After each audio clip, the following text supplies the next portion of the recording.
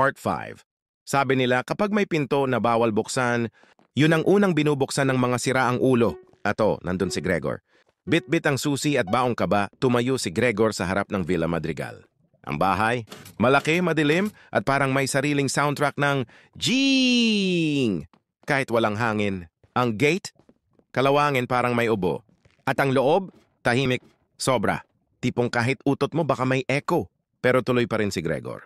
Sayang, tupre, bulong niya sa sarili, baka may wifi. Pagpasok niya, agad niyang nakita ang silid-aklatan, malaki, amoy lumang libro at secrets. Habang nag-iikot, nakita niya ang pulang libro sa pinakataas ng shelf. Kumuha siya ng upuan, inakyat at hinila ito, KLEC. Biglang may bumukas na pader sa gilid, secret passage. Siyempre meron, bulong niya. Ano to, level ng Scooby-Doo?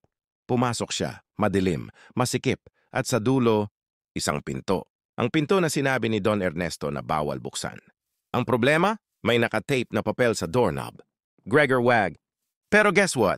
Tulad ng sinabihan mong wag mo i-text yung ex mo, di lalo niya binuksan. Kriyak! Pagkabukas ng pinto, malamig ang hangin. Parang aircon na walang kuryente. Sa loob, isang lumang silid puno ng alikabok at isang lamesa. Sa ibabaw ng lamesa, isa pang sobre. At sa loob ng sobre, isa pang tseke, pero this time, 5,000. Putya! Halos mapasigaw si Gregor.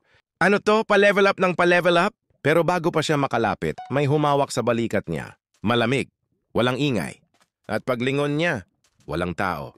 At sa sulok ng kwarto, may nakasulat sa dingding, kapag kinuha mo yan, hindi mo na ito matatakasan.